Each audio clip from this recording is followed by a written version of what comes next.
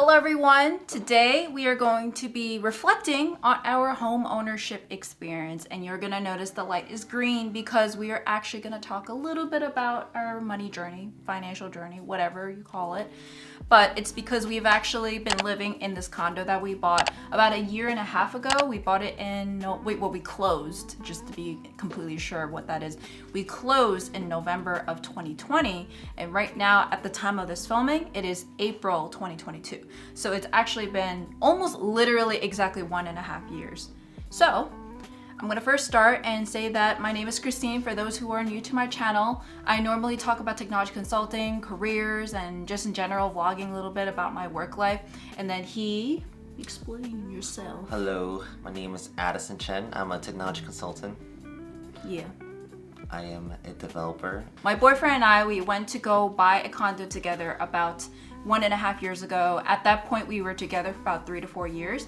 And now it's been a year and a half, and we're gonna reflect on it. Either through, was it worth it? And was it like, what are some tips and tricks or some things to call out, things that you may not be aware while you're during your buying process? Just to let you know, because it was a year and a half ago, the housing market is not as crazy as it is right now. Right now, everyone's struggling to find a place. We actually bought our place, or at least we placed an offer only a few months after the markets opened up again after the pandemic. So we actually were pretty early. We got pretty good rates. Now the rates are going back up. So we don't really have all the struggles that everyone's facing now, but we thought that, like everyone, especially like young 20-something-year-olds who may be considering about buying a place in New York City or just buying a place in general, and that these are things that you can watch out for, or at least like, does that actually make sense for you? So for us, like we were actually thinking about buying a condo for a long period of time. We're not going to just like buy it and sell it or buy it to rent it out, but we're actually here using it as a primary residence.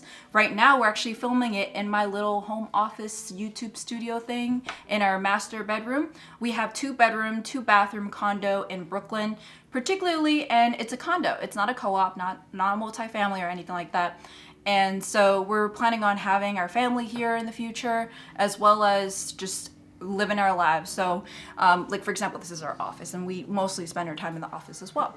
So to start off, we're gonna talk about what are our feelings in general about after that we've left our actual rental apartment, and then now we're here in our bought condo. So I personally think that I love having 2 bedrooms, and I feel like if we were to rent 2 bedrooms during condo pricing, during COVID pricing, the COVID pricing would be cheaper.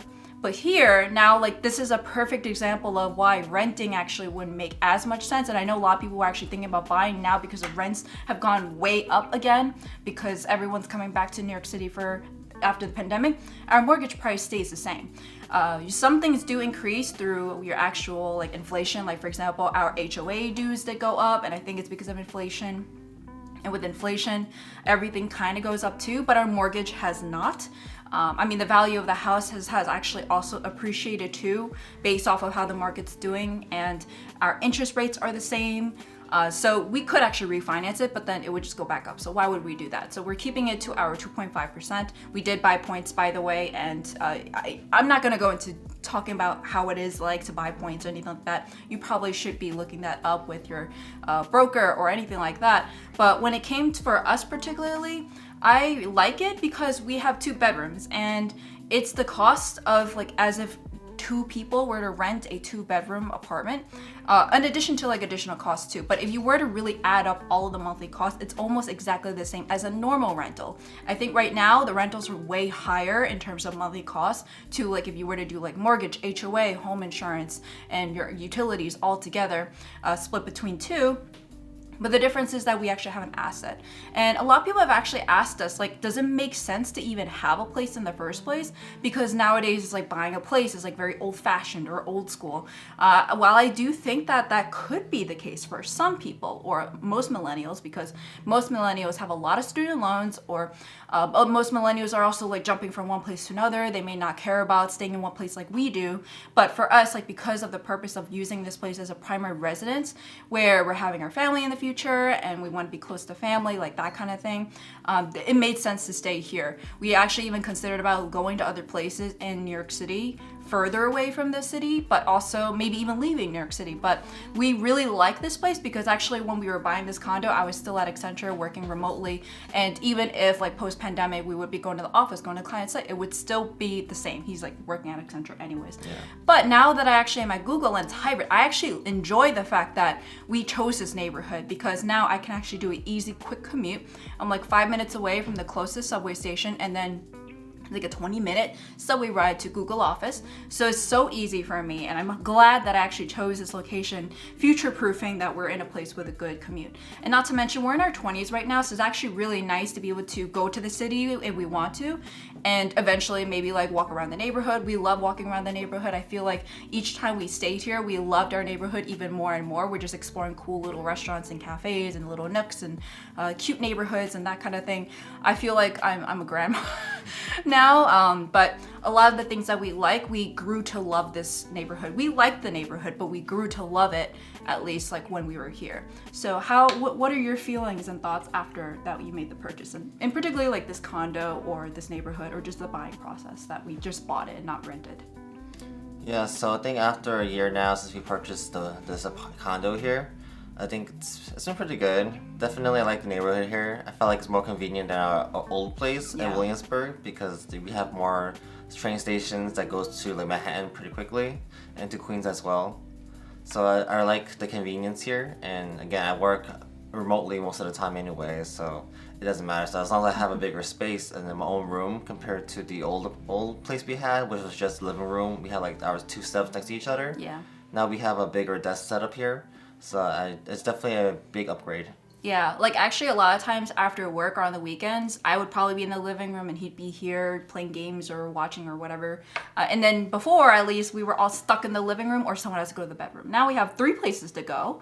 One thing that actually, speaking of spaces, that has only been allowed just because we bought this condo is that we do Rover now. If you want to check out the video, check it out over there. I do a lot of Rover cat sitting, and then later on he ended up joining on like a 50-50 basis. So we wouldn't have been able to do Rover cat boarding in a rental. I mean, we technically could have. We probably could have hit things around from the landlord because a lot of places do have like a limited number of pets. And so like if you have the place where you can own it, there's a lot more say you can have. Like the landlord can't be like, no, you can't do it anymore. Or you don't have to worry about your lease going up. Or maybe like your actual rent goes up and now you're like, oh, I have to change where I have to be.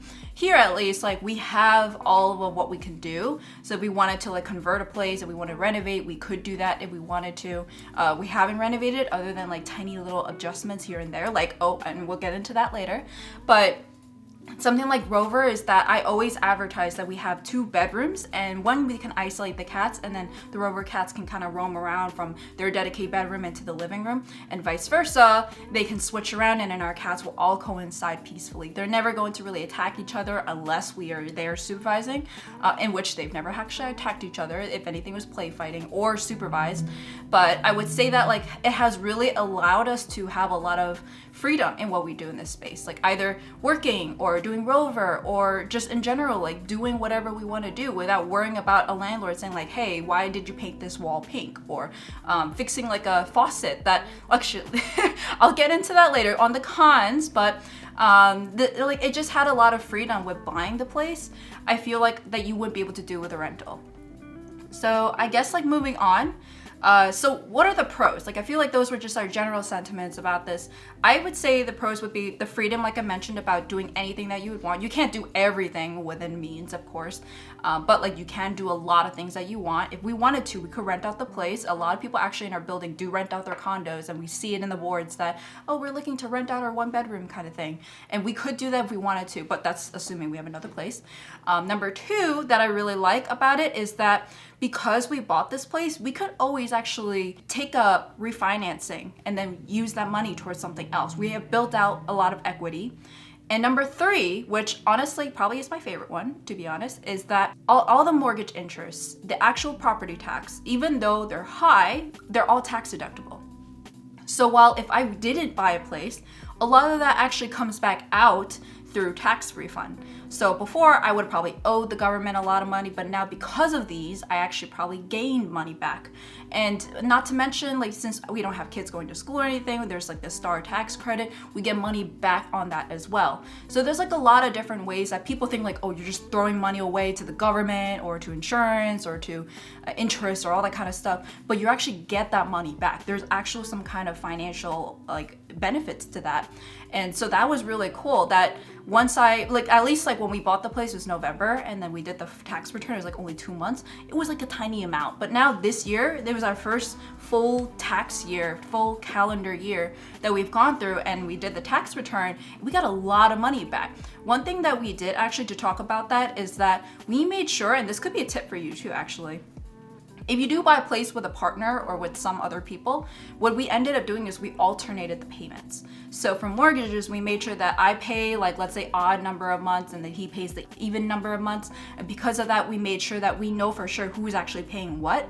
So that way, when we do the actual tax returns, the tax forms, that we made sure that we do 50-50, as opposed to like I get all the tax benefits and he gets none. The same thing for property tax, we alternate it. So in New York City at least, or New York State, I don't know, it's quarterly basis. So it's like on January, April, June, October, I don't know, whatever. You just know it's on a quarterly basis. But we also alternate that too. So like on top of paying all the monthly ones, we do save up like maybe like a chunk of the 1/3 that we have for each month, and then we pay it off there. So we each pay 2 payments of property tax per year. And for that reason, we were able to take benefits of that for both of us. We do, by the way, we file single. So we're not filing jointly because we're not married. But because of that, we were able to take advantage of the tax benefits. So those were the big pros for me, other than the fact that we have a place and we could always use it for whatever we want. But those were like the tax benefits that we got, the actual like future financial benefits of like being able to refinance this if we want to use the cash, the equity out of the house. And then not to mention the freedom that we have to do whatever we want. So what are your pros of buying this place? Well, one pro is you could tell people that you're a homeowner. So bragging rights. They're gonna be like, ooh, where? Brooklyn. So we live in the Brooklyn area. So a lot of people are like, ooh, Brooklyn, that's nice. I'd be like, yeah, that's right, bitches. What are the pros? Other pros I'll say is like the tax benefit that you mentioned. So you get the STARS credit, and during the tax return times, you can also get tax deductions. And yeah, just having our own place instead of having to rent it out, meaning that all the money that we are paying off is coming from us, not to like another landlord. Well, technically to the bank. To the bank. I mean, everything goes to the bank eventually. So basically, like very similar pros to mine then. Yeah. Yeah. All right. Cons. And this is something that we have been facing a lot, actually. Well, not a lot. I think it's just because we're tech people that we're facing this. But number one, literally, I think like not even half a year into our home ownership, our fridge broke. The fridge broke, like all of it didn't work. And actually, that's where we were like, okay, well, we are homeowners. Before we would have talked to a landlord and they would have like repaired it or fixed it. We were like, we're gonna use this opportunity to get a smart fridge. So what we ended up doing was that we actually bought our fridge from PC Richards & Sons. We were looking at smart fridges from Samsung, and we liked the little, with the, I don't know what it's called, but it's like the one with the screen on the right side of the fridge. And the right side's the fridge, the left side's the freezer. We have it the double panel. We don't have it where it's like the top and bottom. We have the left and right. So, and actually, if you want to check out the video over here, I did do a little vlog where we did have someone come in to install, and we had some drama there. So you may want to check that out. It was like when I did Pomodoro. So from that particularly, that would be a cost from us that we were literally 6 months in. We didn't expect to be making a purchase like that already. So that's what we had to do is that, well, we can't just take all our food out and just let it sit there because like then all our food will get wasted. So we had to really quickly find a place to replace our fridge. And we actually also got them to recycle our old fridge as well. So that was pretty fun. We didn't have to have this fridge. We could have gone honestly for a cheap one, but we're like, okay, this is a big investment. If we were gonna do this, this could technically, I mean, for a tiny, tiny little fraction, increase the cost of this condo when we were to resell it. But also we were like, why don't we just do it? Because we are also tech people. We love to do things like this. And we have used it for a lot of times, like for music or playing some recipes or browsing a little bit for the little smart fridge. And in general, we also just needed a fridge. And we're like, if these fridges cost like $1,000, why don't we just pay a little bit more just for the smart fridge? So that's what we did. And like I said, it was like only 6 months out or so. We didn't have this money saved up. So we had to actually use this money that we had saved up for other things on this instead. So that was like something that we didn't really like. Our place is not even that old. It's like 30 years old. It's about 30 years old or so. It's not that old. So because of that, we still have like some things that are old, but not too old, if that makes sense. Like if it was too old, we wouldn't have bought this place because we want something that's turnkey. But this place was like right around that part where a lot of things are retiring. Like for example, a stove eventually we'll probably need to replace, or a microwave, or the fridge, in which case our fridge did break down. And then we also are trying to do, because now that I'm at Google, I was like, oh, I could get a discount on the Nest thermostats, right? And I did get the Nest thermostats, but then we tried to get them installed, and the technician said, yeah, your stuff is too old. And we were like, what? Our place is only 30 years old. Yeah, the place is 30 years old, but the actual HVAC system is so old that like everything is pretty much manual. We don't have a thermostat. We have buttons that you press on a panel, and it's like huge and massive too, which at first we were like, oh, this is a benefit, because actually the HOA dues do cover the actual heat itself, because it's actually for the whole building. It's not by electricity or gas that we have to personally pay. It's part of our HOA dues. So because of that, we have it where it's like vapor or steam based heat, and then the AC is all electricity, but it's still a panel, and each of them are actually one unit per room that you individually control. So it's not something where like you click a button on a thermostat and then they all apply to all of them. And so that way when we actually asked them, it's like, hey, can we do a Nest thermostat? They said no, because you, number one, don't even have a thermostat. You need to get the wiring done. And when we did quotes around, it costs around like $1,000 to $2,000 just to do the wiring. That's not even including this thermostat that costs $200 to $300.